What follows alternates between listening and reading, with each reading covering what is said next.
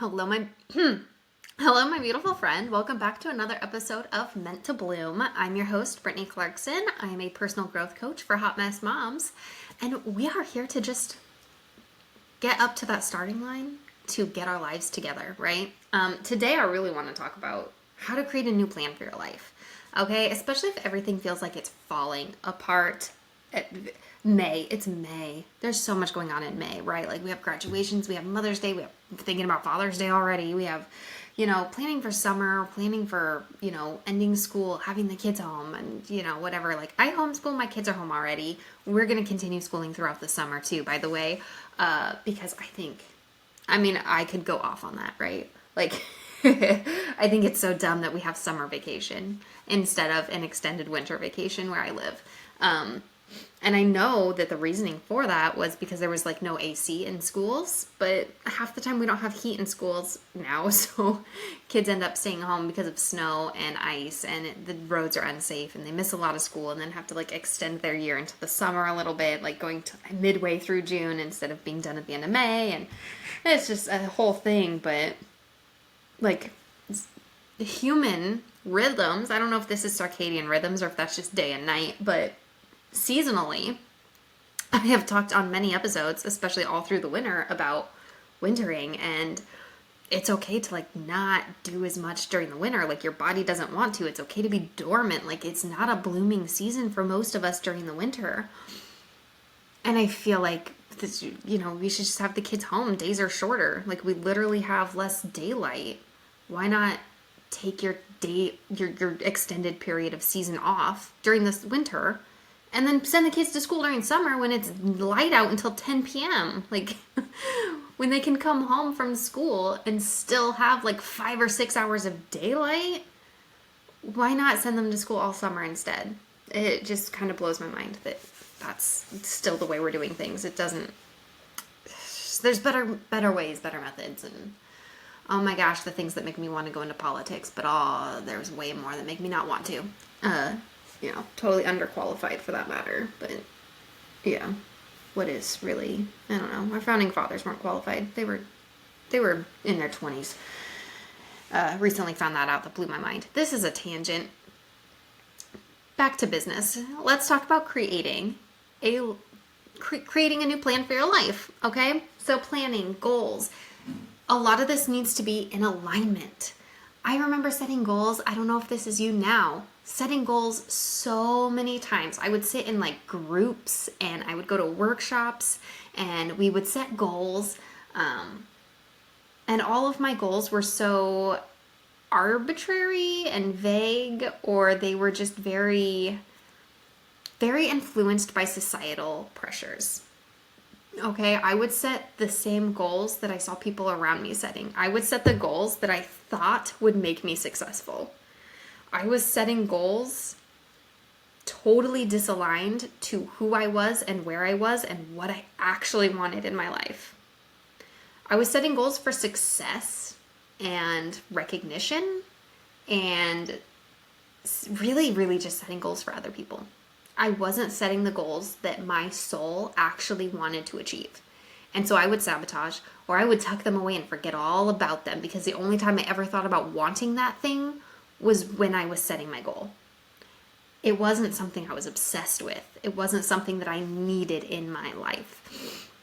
And then that day came, June 12th, 2020. I've talked about it on a few podcast episodes. The day I nearly ended my own life because everything felt so out of control. I was so overwhelmed. I couldn't handle it. I was at like the peak of hot mess living. And, that peak of the hot mess collided with the valley of my own self-esteem, my own self-worth. And so when the stress is high and your self-worth is low, but it was a beautiful chaos that all came together to get me where I am now.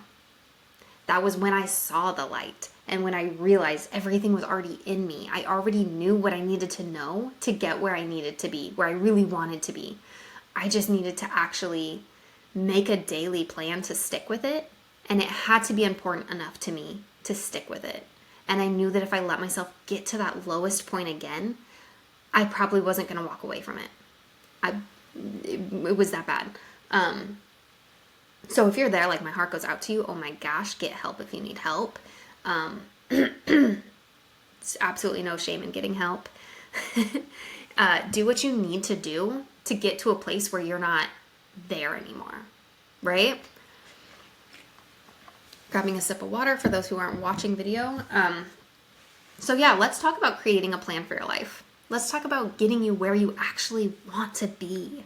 All right. And in the first situation of that, it is knowing where you are and where you want to be.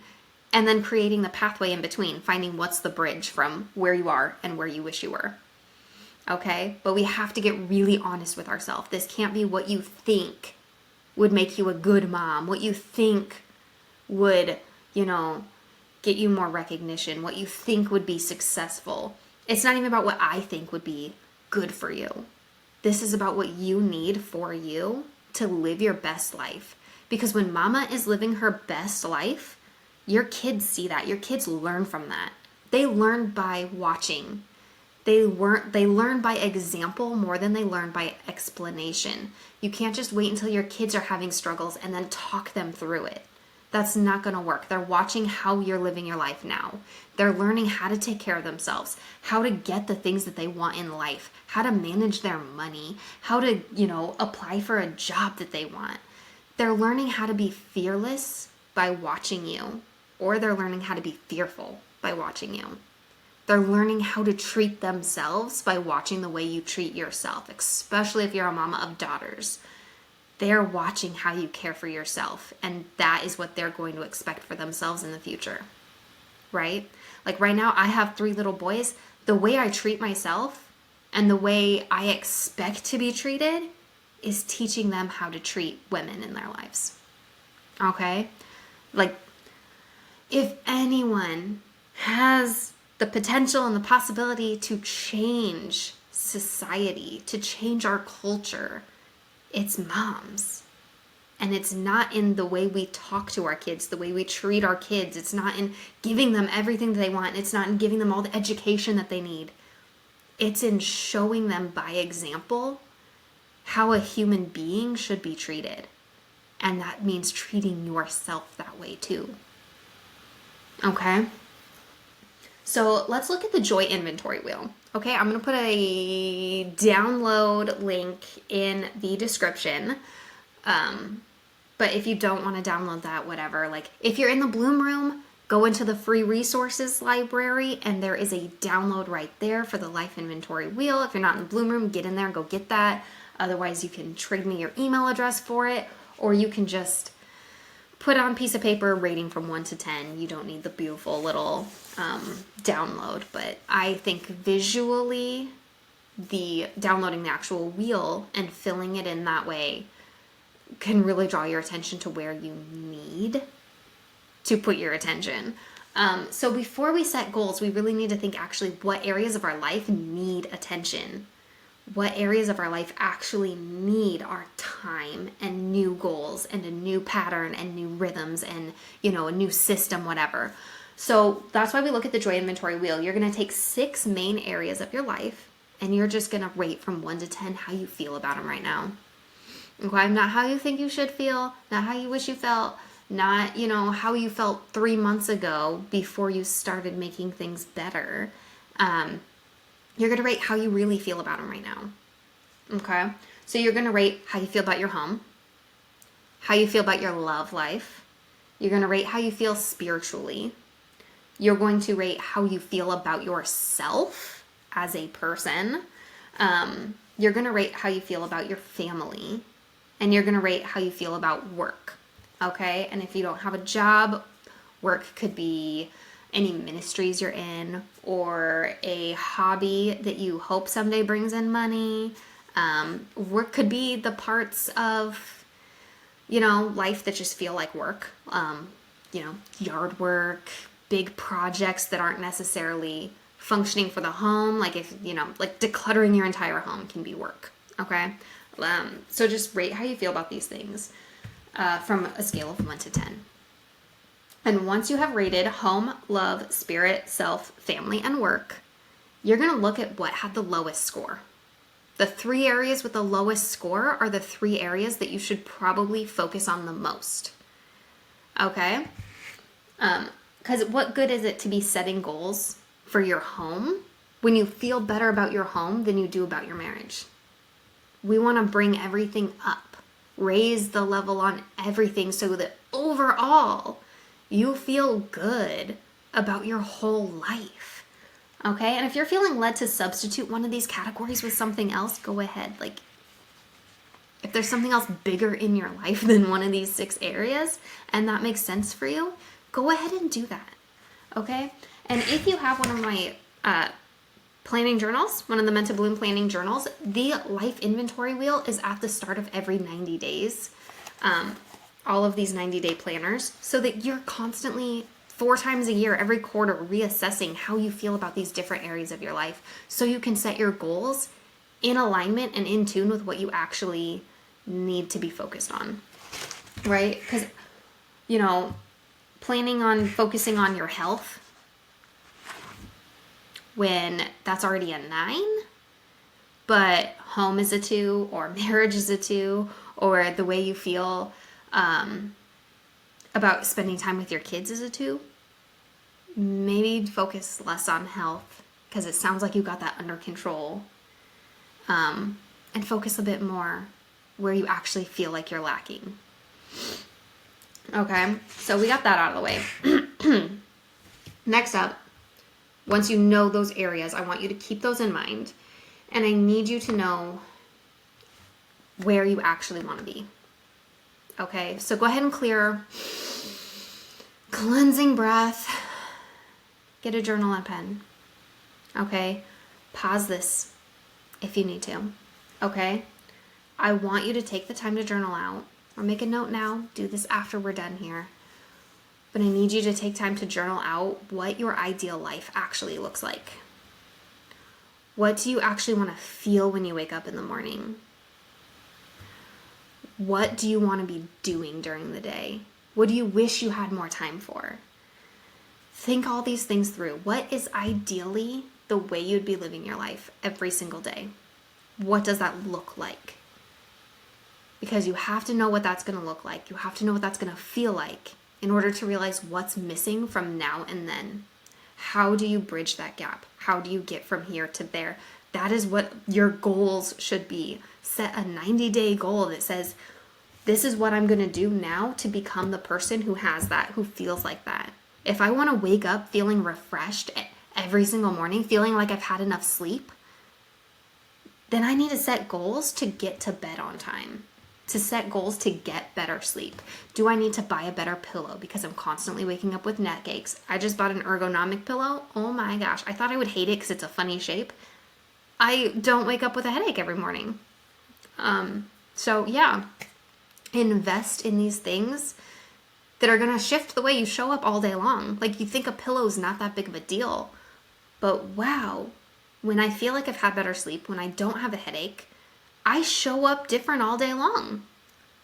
Okay, invest in these things to get you from where you are to where you wish you were, to where you're going to be, right?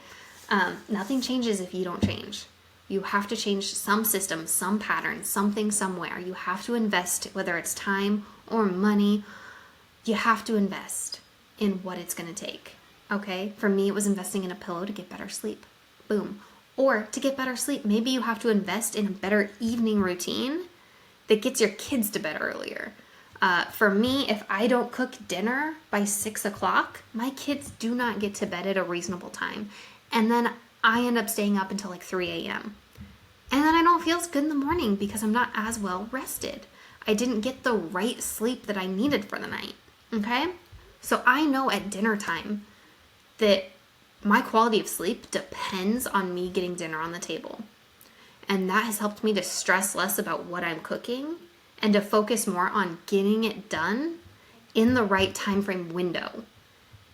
Not because choosing what's for dinner is a big deal, because oh my gosh, I have struggled with that for so long, so many times. The day I almost ended my life, it was dinner It was cooking dinner, deciding what to cook for dinner that pushed me over the edge. So yeah, I get it. If it makes you feel totally insane, it can happen, right? And that's why I've created meal planning systems so that it can take the guesswork out of things. So where is it? Where are you lacking? What is it that you need to do to change your life in the next 90 days? How are you going to get from here to there? What's it gonna take? Okay, do you need extra help? Do you need someone to guide you? Do you need someone to hold your hand and support you the whole 90 days? Because get in the Bloom Room, I got you. My whole community will help you, will guide you, will help you. Like, you don't even have to get into the group coaching program. If you're just posting in there, like, we're gonna see it, we're gonna hop in, we're gonna help. Invite your friends in there too. Like, grow this, the more the merrier, honestly. Like, let's do this. Build our community. Get closer to each other, get closer to ourselves, get closer to our goals, get closer to a new future for humanity altogether. Let's do this. Like, why not? So yeah, as you're setting goals, don't set too many. I'm not gonna tell you to set smart goals. Like, you need to decide where you are, where you want to be, and what that gap is, how to fill the gap to get you there. Okay? Take time to think about it. Take time to journal on it. But the most important thing is honestly choosing something that is so close to your heart, something that lights you up to think about. Because if it's not that personal to you, you're not going to do it. And then what's it do when you create all these goals that you forget about and you never end up achieving? It ends up making you think that you're unreliable. It makes you feel like a failure because, wow, I set all these goals and I didn't achieve them. But you can't count that as a fail because, honey, you didn't even try. You were trying to do something that wasn't meant for you, something you didn't really want to do. For me, like, it's really hard to do something I don't actually want to do. It's almost impossible to convince myself in my brain and in my body to get up and go do something I don't want to do unless it's important that it gets done. If it affects someone that I love, if it affects someone, really close to me, then yeah, I'll do it. Like, I don't want to take out the trash, but more than I don't want to take out the trash every Wednesday morning, I don't want trash piled up in my garage. I don't want to be that person. And I've gotten behind on trash collection before and had to have like a trash piled, waiting to fill the trash, And so I'm like, no, I don't want to be that person. I'm not going to do that again. Like, I don't want to have to monitor an extra bag of trash and keep the dogs away from it from an extra week because I was too lazy to take out the trash this morning because I didn't feel like it today. It's deciding what's important to you and taking the steps to achieve what's important to you. This is prioritizing.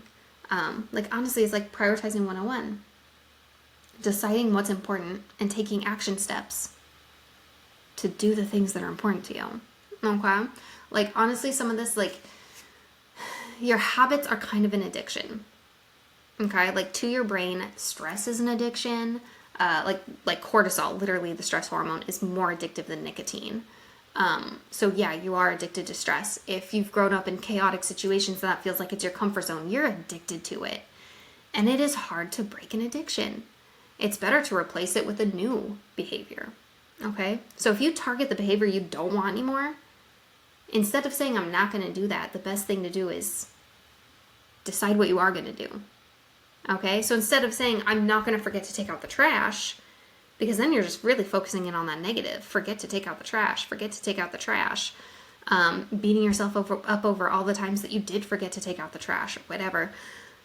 I decided I'm going to be the person who takes out trash routinely, regularly. I get it out on time. I do not forget. I don't lose track of what day it is. I make notes every single week. Put it in my planner. Put it in my phone. Taking out trash this morning. I plan to succeed at that. And then I do. I didn't think that was a big deal for me, but wow. Goal achieved. I've created a new pattern in myself where I don't even consider not taking it out. That seems ridiculous to me now, but it didn't used to. Okay. So you're going to plan that. All right? You're going to do that life inventory. You're going to know where you need to focus more of your time and energy. And then you're going to plan the goals to become the person you actually want to be, to do the things you actually want to do without any shame, without any guilt, without considering judgment from others of, that's not really where you should be spending your time. If you really want to be a good mom, you'll focus more on what you're cooking for dinner. You'll focus more on keeping your house clean than you do focus on spending time with your kids. We're not doing that here, okay? I'm good if you want to just keep your house barely clean enough. Keep the mold out of your house. Keep rats out of your house. And that's as clean as it has to be. Because you live there. It's going to be messy. Okay? I am never fully caught up on dishes. I'll be honest. I have pans in my sink. I have to wash a pan every time I want to use one, pretty much. But I do make sure that I'm constantly, using the same pans. You know what I mean? I'm not letting them sit long enough to get moldy anymore like I used to back when mental health was really bad for me. I was in deep, deep depression. And my pots would get moldy because I'd let them sit on my counter so long. I didn't have kids at that time either. I was just full-time depressed. That was not a pretty time for me. I definitely needed help, and I did get help. And so, if that's you right now, know that there is hope. Maybe your dishes won't be always totally caught up and done, because as long as you're eating off dishes, they're going to get dirty again. Same with laundry. I've got a huge pile of laundry to fold, but it's all clean. I've got stuff to wear. That's the bare minimum. And now, instead of focusing on the house, because the house is good enough, I can focus on what do I want to do with my kids today? How do I want to bond with them? For me, I'm not an expert on you. You are an expert on your own life. But for me, I'd rather spend less time keeping my house totally clean and more time enjoying my kids' childhood with them. Okay, I'd rather leave a messy house to take my kids to the park and not feel guilt about it. Okay, it took a lot of rewiring and new thought processes to not feel guilty that my house was not as clean as I could possibly get it before I spent time with my kids. Because spending time with my kids is my priority. It is. And, if that means you're going to come over to a messy house, if you're going to come visit me and my house is a mess, I don't care. I care more about the relationships than I do the presentation of my environment. Okay, that took a lot for me to get comfortable with that. But it's possible because that's what's important to me, is getting comfortable with that. Okay, so I have also been learning, that was the main guts of the thing. Do your life inventory, know where you need to focus on things, set your soul goals, make them goals that light you on fire. They don't even have to be big ones. Honestly, the goal can be, I want to get better sleep, so I'm going to do one thing between now and then to get better sleep, and I'm going to buy a new pillow. I'm going to find the right pillow that makes me feel better. I've been doing little things lately to just elevate my daily experience. Because, I got that sleep thing, feeling good. But I've lately decided that I'm going to spend $20 a paycheck and elevate my life in little ways. So I got myself a smartwatch, so I don't have to carry my phone around anymore. It'll tell me if I get a text or a call from my husband. So I don't have to worry about, constantly having my phone on me, which means I don't feel the need. It's helping me break that addiction to the screen. I'm spending way less time, 50% less time on my phone, because I have that security of having my watch, so I don't have to keep checking my phone. Because I know, as long as my watch is within Bluetooth range, I know if someone needs me. So I don't have to have that security of in case someone needs me. I have most of my notifications and everything turned off anyway. I basically just need to know if my husband's trying to get a hold of me on his way home from work, in case, he has a vehicle breakdown or he wants to bring home, take home. That's basically it. Okay, I just invested in headphones so I can be listening to audiobooks and podcasts and music throughout my day without having to have my phone near me for the speaker. And then I'm gonna upgrade my phone with a new screen protector and a new case. So those are just little things that make me feel like I'm elevating my life, and they're small purchases. Like I'm not getting the top of the line of stuff. I am spending about $20 per item. I think my watch might have been 30. But yeah, just little things that can make me feel better throughout my day, can give me a little bit more of my time back. Because I mean, honestly, I'm saving like 4 or 5 hours a day by not being on my phone in ways I don't need to be on my phone. So, you know, there's a lot of honesty there. There's everything there. Life inventory, set goals that are actually important to you.